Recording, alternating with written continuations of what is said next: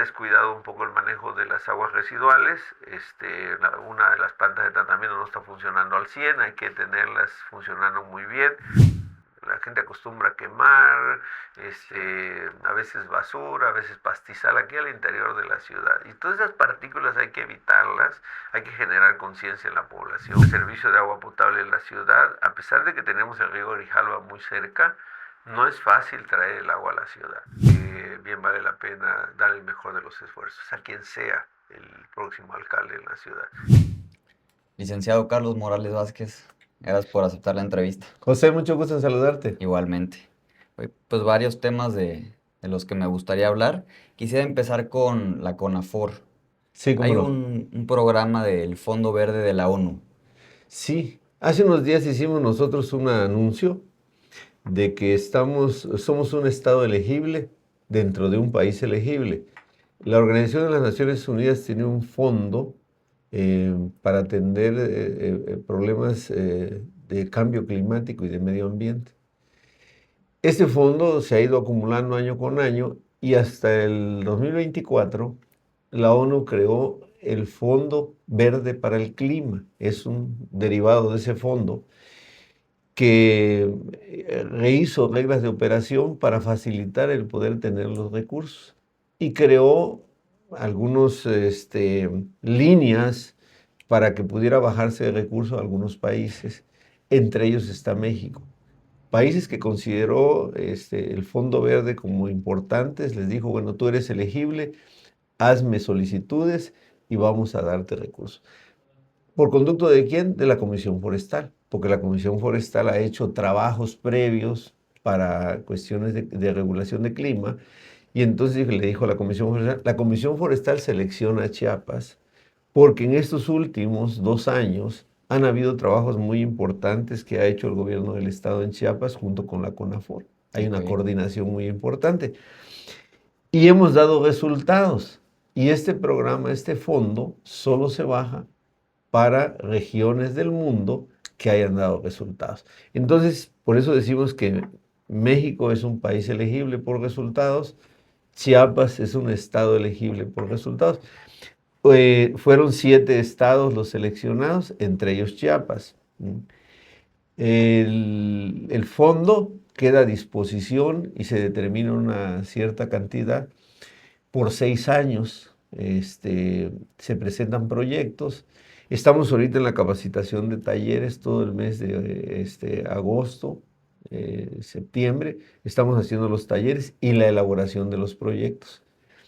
¿Quiénes lo hacen? Técnicos de CONAFOR, técnicos independientes, productores del campo que quieran llegar a estos fondos, presentan sus proyectos, estos se acumulan y se presentan a la CONAFOR. La CONAFOR hará lo pertinente con el Fondo Verde de la ONU y los recursos deberán estar llegando en los primeros 3 meses del mes de enero, febrero o marzo del año que viene. O sea, ya están los recursos a disposición, ahora sí que de los proyectos.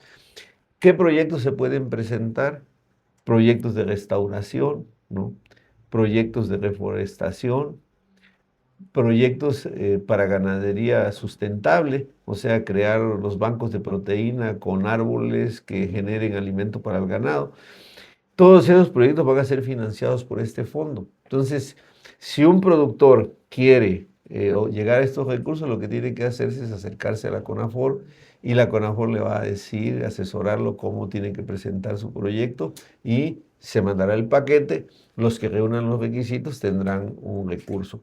Los recursos ya están incluso disponibles, son una cantidad de recursos para todo el país y de acuerdo a la cantidad de proyectos que se estén entregando es lo que va a llegar de beneficios a Chiapas o a Oaxaca o a Guerrero, que son los estados que están en esta elegibilidad.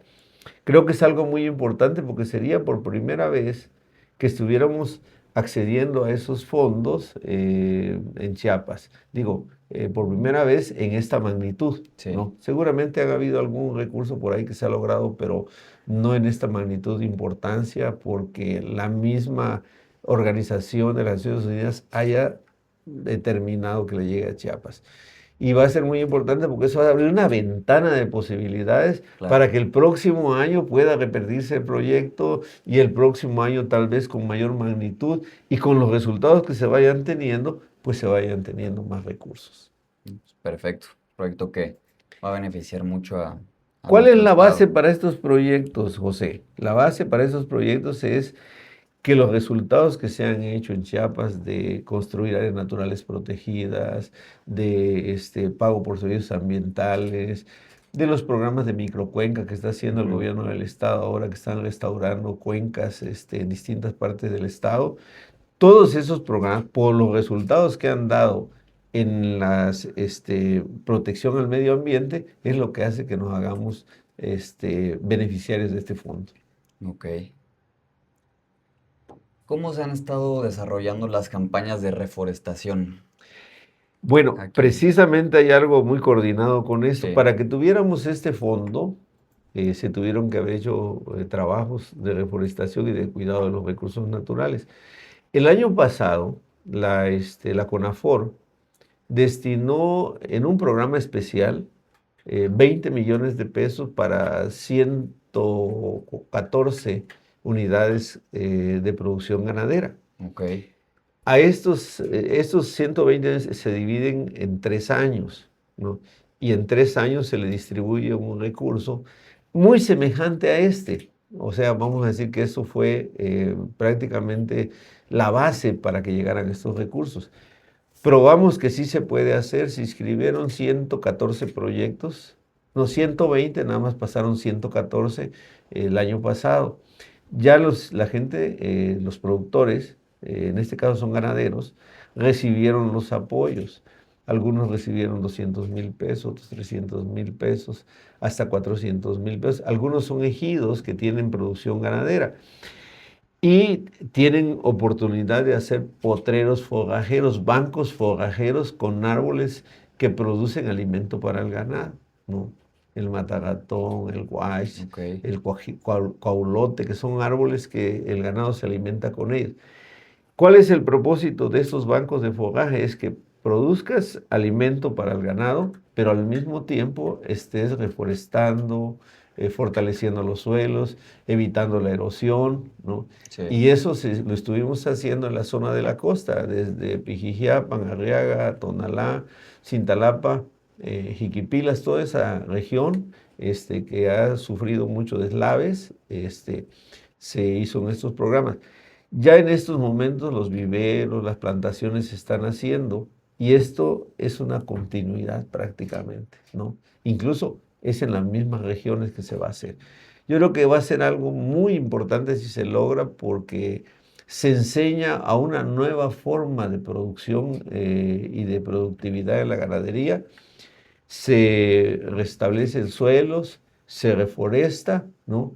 Y se mejora la economía de los productores también. O sea, esto es toda una enseñanza que ya se ha echado a andar en otras regiones del mundo, pero también aquí en Chiapas hay ya algunos em, unidades demostrativas que lo han hecho desde hace algunos años y ha dado muy buenos resultados. Y es por ello que hoy celebramos que se esté haciendo esto.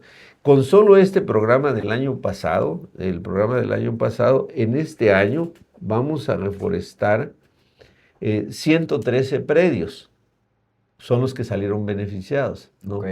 Este, uno es parcela demostrativa, 114, 113 ya están operando y se van a plantar 728,000 árboles en estos 113 predios, ¿no? Son 1,100 hectáreas que van a reforestarse. Esto con esos recursos que te digo que bajaron el año pasado, ¿no? Y que seguramente este año, el 27, que lleguen esos recursos, estaremos hablando de una cantidad mucho más grande todavía. Entonces creo que a Chiapas Aproximadamente tiene un debe ser, estimado. en un estimado deberían ser en ese año, en el año 27, que serían solo de ese programa de la ONU, aproximadamente 30 a 35 millones de pesos que estuvieran llegando, dependiendo de los expedientes que presentemos, que estuvieran llegando a Chiapas. ¿Cuántas hectáreas serían? Bueno, aproximadamente serían 1.600, 1.500 hectáreas, dependiendo de lo que presentemos y salga aprobado. 1.500 hectáreas, vamos a decir, restauradas. ¿Cuántos árboles? Tal vez 1.000.000 de árboles se estén Ok, plantando. Va a variar dependiendo de los proyectos, pero sí es un logro muy importante. ¿Por qué? Porque en este caso reforestas, pero lo cuidas. ¿Por qué lo cuidas? Porque es el alimento de tu ganado, sí, ¿no? Y es tu ganancia también. Entonces eso hace un círculo virtuoso, ganancia, economía en favor del productor y por supuesto eh, buenos resultados en favor del medio ambiente. Y con eso nos estamos convirtiendo en sumideros de carbono, que son lo que le interesa a la ONU. sí. ¿Y cómo ha sido la coordinación entre la CONAFOR y el gobierno estatal Hemos tenido una muy de buena Eduardo Ramírez? coordinación con el gobernador. El gobernador tiene como una prioridad, uno de sus temas prioritarios es el cuidado del medio ambiente. Entonces nos hemos coordinado muy bien. Como nunca antes, el gobierno del estado ha logrado hacer o decretar nuevas áreas naturales protegidas. Sí, Este año pasado este, se decretaron 10 áreas naturales protegidas. En este momento se están haciendo estudios de otras 10 más, ¿no? Seguramente este año van a haber otras 10 más áreas naturales protegidas. El año pasado fueron 12.000 hectáreas que se decretaron en áreas naturales protegidas, pero ¿cuál es la coordinación entre la CONAFOR? Que seleccionamos predios, ¿no? Estudiando o valorando su riqueza natural, la importancia que se tiene, a veces escénica o por lo que tiene como reservorio de plantas o de animales, por su biodiversidad. Hacemos una selección, lo proponemos conjuntamente, el gobierno del estado lo decreta y luego la CONAFOR y el gobierno del estado hacen un convenio de suma de recursos económicos, firmamos un convenio y a los del año pasado está por caerles en los próximos días ya una semana, 2 semanas, los recursos económicos por pago por servicios ambientales. Por supuesto que sirve decretar un área natural protegida, pero si no le pones como, ahora sí, como corona sí, encima en los recursos económicos, pues sí beneficia porque protege, pero no hay actividades que lo estén permitiendo no solo proteger, sino en un momento dado hasta restaurar a esas áreas. Con los pagos por servicios ambientales, una parte de ese recurso se tiene que obligar a evitar incendios forestales, a crear brigadas, ¿no? A hacer señaléticas y hacer un estudio y monitoreo de lo que se está preservando. Eso se presenta y viene el pago del segundo año. Entonces, aquí todos ganamos, gana la naturaleza, los recursos naturales, ganan los gobiernos porque cumplen su tarea, pero ganan también los propietarios de la tierra, los ejidatarios o los particulares que tienen un área que se haya decretado voluntariamente área natural protegida. Entonces nuestra coordinación entre el gobierno del Estado ha sido muy positiva porque ya dio resultados. ¿Cuáles son los resultados? Estos que está calificando la ONU, sí. ¿no? Y que está diciendo, bueno, ellos están conservando, ya nos dieron resultados, hay que apoyarlos, ¿no? Ok. Ahora regresando un poco al pasado, en las etapas donde fue alcalde de Tuxtla, Sí. ¿qué proyectos ambientales impulsó y cuáles considera que tuvieron mayor impacto? Bueno, hicimos varias cosas acá en Tuxtla, en el tema ambiental. Eh, Pusimos a funcionar las plantas de tratamiento, logramos que el agua residual de Tuxtla Gutiérrez, el 75% del agua residual, se tratara. Y eso ya es considerado como un gran logro. Logramos restablecer la naturalidad del río Sabinal, ¿no? Se renaturalizó nuevamente el río Sabinal, retirándole las descargas, desasolvándolo, haciéndole ¿Y andadores. actualmente cómo está? Bueno, hay ya algunos problemas, se ha descuidado un poco el manejo de las aguas residuales, una de las plantas de tratamiento no está funcionando al 100, hay que tenerlas funcionando muy bien, Pero yo creo que eso es de solución menos complicada que la que tuvimos nosotros. De ahí Sí. era empezar de nuevo, ahorita es como recomponer. El Sabinal le falta mucho trabajo todavía. O sea, vamos a decir, hubo un rescate, pero aún se tienen que hacer trabajos todavía. Por ejemplo, yo considero que se debe decretar el Sabinal como un área natural protegida. No solo el cauce del río, sino la parte alta, donde está la cuenca, donde nace la cuenca del Sabinal. Abarca municipios de Berriozábal, Ocosocuautla, San Fernando y Tuxtla. Todos esos tres municipios se conjugan en un territorio y los tres aportan la fortaleza del pluvial para que se mantengan los manantiales. ¿Qué se tiene que hacer? Proteger esta zona, ¿no? Y además de protegerla, hacer trabajos. Quedan trabajos previos, hay que hacer un estudio cuidadosamente de qué se tiene que hacer para retener y no tengamos retener agua, las fuertes corrientes que llegan al Sabinal, que a veces Sí. están al borde de salirse, tenemos que retenerlas para hacer que el agua sea absorbida por el subsuelo. Mantenemos la cuenca viva así porque tendríamos manantiales más fuertes. Tenían que hacer pequeñas mini presas chicas, ¿no? Que eviten el aluvión de agua y fortalecer con reforestación. La reforestación es la mejor forma de poder inyectar agua al subsuelo, ¿no? Y eso contribuye mucho a que se reavivan los manantiales. Entonces se puede hacer un trabajo muy importante en el Sabinal todavía para que tuviese un caudal cada vez mejor el río Sabinal. Sí. ¿Cree que ese es su proyecto que le quedó pendiente? Esta es una parte de lo que nos quedó pendiente. Podemos decir que el Sabinal tuvo un rescate, ¿no? Se renaturalizó, pero falta mucho por hacer. Ese es un trabajo permanente de restablecer reforestación. ¿Qué otra cosa hicimos acá en Tuxtla Gutiérrez? Bueno, reforestamos mucho la ciudad. El cambio climático nos está generando una alteración en el clima, en todo el Sí. planeta. Tuxtla no es la excepción y tenemos que hacer un esfuerzo por mantener un arbolado al interior de la El ciudad. problema también de la calidad del aire aquí en Tuxtla. Por la situación orográfica de Tuxtla Gutiérrez, a veces se acumulan partículas en la parte alta de nuestra cuenca, pero es algo que se tiene que resolver con la reforestación, con trabajos evitando las emisiones. La gente acostumbra a quemar, Sí.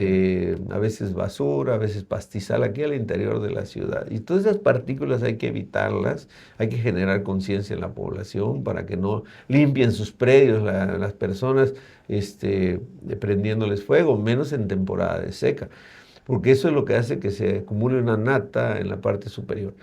La plantación de árboles ayuda siempre a oxigenar, a devolver la calidad del aire. Y hay que plantar muchos árboles. Nosotros plantábamos año con año un promedio de 12,000 árboles, de los cuales 10,000 logran sobrevivir, ¿no? Entonces tenemos que hacer, bueno, inventar y hacer un inventario más amplio de árboles en bulevares, patios, banquetas, en todo lo que sea posible, donde sea posible plantar un árbol.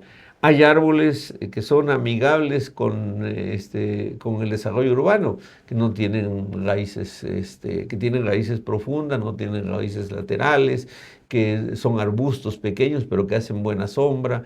Entonces, todos esos árboles seleccionarlos, que sean nativos de la región, para que pueda irse arbolando. Hay que crear una conciencia en la población para que todos tengamos un árbol frente a la casa y eso nos ayudará, o en el interior de la casa, siempre que sea posible, eso nos ayudaría a tener una ciudad más verde. Ok. ¿Cuál cree que sea el problema más fuerte que hoy enfrenta Tuxtla? Relacionadas con el agua, cómo llega el agua a la ciudad y cómo se va. Son dos cosas, o sea, el primero es el servicio de agua potable en la ciudad. A pesar de que tenemos el río Grijalva muy cerca, no es fácil traer el agua a la ciudad. está aproximadamente a 700 metros de diferencia de la altura de la ciudad, el río Grijalva. Hay que extraerla del río Grijalva. Y eso hace que tengan que haber a veces hasta 3, 4 rebombeos para que llegue el agua a nuestro hogar. Y si Sí. contamos que aparte hay que rebombear de la cisterna a la azotea, al tinaco, son un rebombeo más. Entonces, no es fácil traer el agua a la ciudad. Cada vez está más envejecido el sistema. El sistema tiene más de 20 años que se hizo en la Ciudad del Agua. Más las tuberías al interior de la ciudad tienen 40, 50 años. Es un problema que tenemos que ver hacia el 30, hacia el 40, hacia el 50. O sea, tenemos que pensar en 25, 30 años. ¿Qué tiene que hacerse? Bueno, una inversión paralela a la que ya se hizo. Darle mantenimiento a esta, tenerla ahora sí con equipos nuevos y crear línea de conducción, ¿no? Líneas de distribución en la ciudad, y esto cuesta muchos millones de pesos. Un gobierno municipal no lo puede hacer, tiene que hacer Haber una apoyo. mezcla de recursos de la federación, el estado y posiblemente el municipio tenga que hacer algunas cosas, pero eso tiene que verse como algo que se haga a veces no en un trienio, tal vez hasta en 3 trienios, en 10 años, pensar en una década para poder hacer esos trabajos y pensando que esos trabajos que se hagan son para 25 o 30 años, ¿no? Como se pensó cuando se hizo Ciudad del Agua. Ciudad del Agua se hizo en el 26, ¿no? No, perdón, en 2006 y tiene 20 años hoy en el 26, ¿no? Ya dio lo que tenía que dar, dijeron que era un proyecto para 20 años, entonces ahorita hay que Ya. empezar a hacer otro más. Porque por más eficiente que se quiera hacer el servicio, el funcionamiento de esta operación del agua en la ciudad, ya la población ha crecido tanto que tiene un nivel de dificultad el tener Sí. el servicio de manera regular, o sea, de manera adecuada. Ese para mí es tal vez el problema más grave. Pero también tenemos el problema de los escurrimientos. Cuando tenemos fuertes lluvias, el río Sabinal es, vamos a decir que el colector más importante que tenemos en la ciudad para evacuar el agua que llega a la ciudad. Y entonces tenemos que hacer trabajos, ¿no? De tal manera que no sean, que no se recarguen al acuífero Sabinal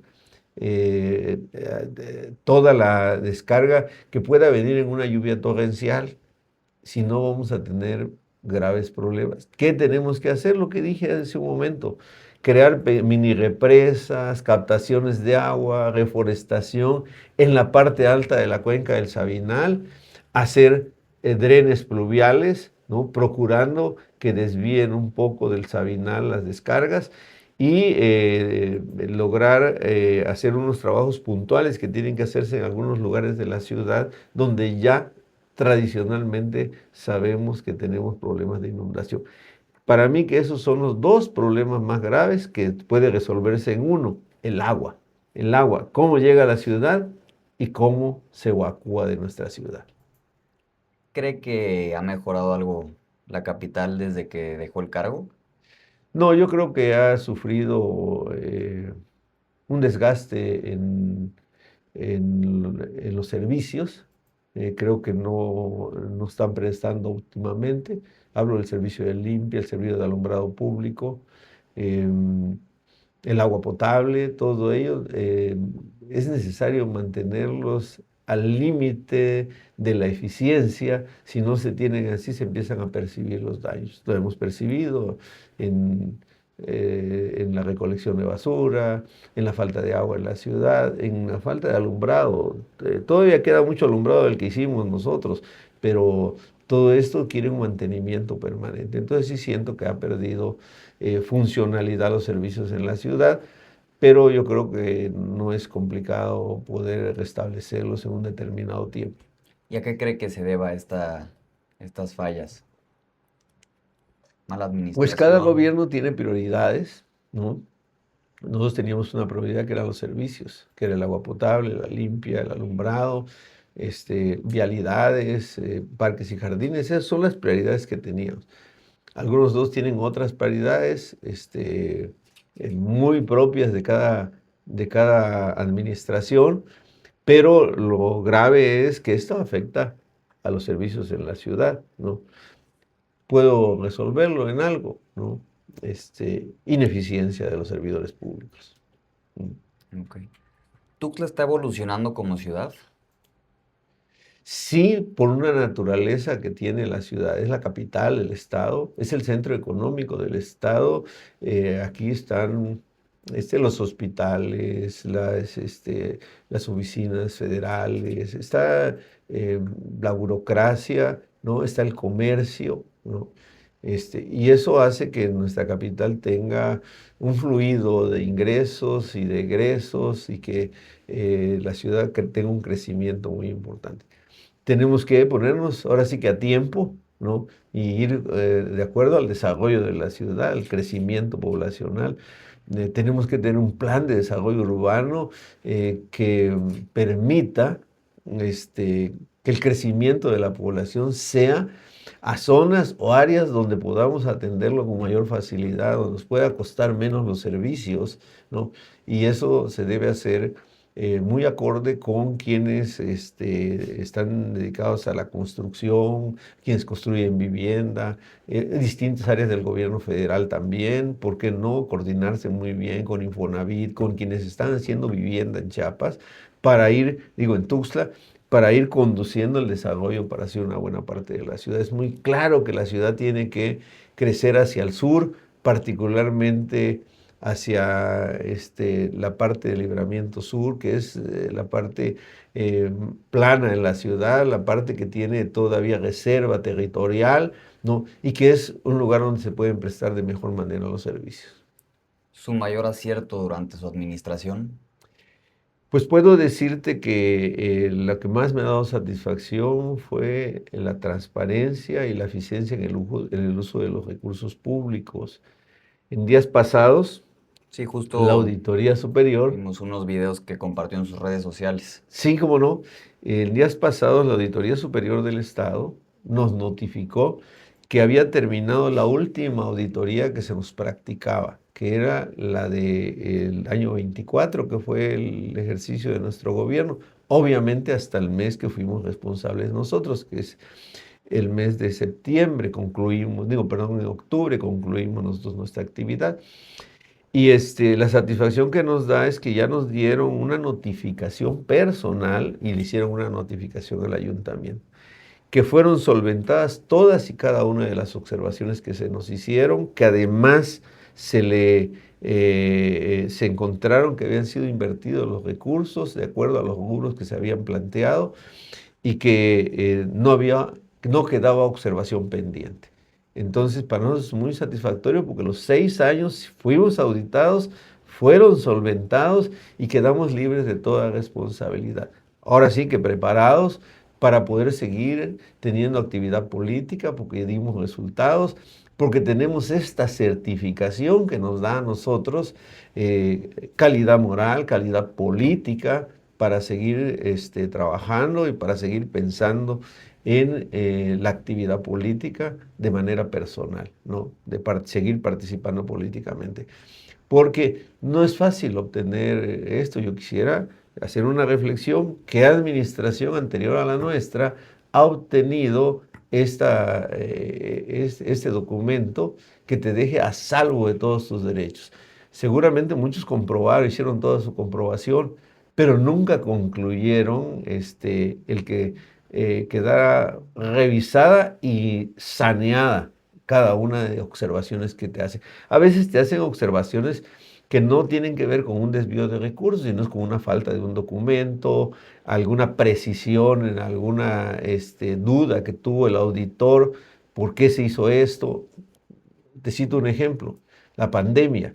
La pandemia Sí, no nos podía dejar hacer, por ejemplo, licitaciones. La gente no participaba en licitaciones.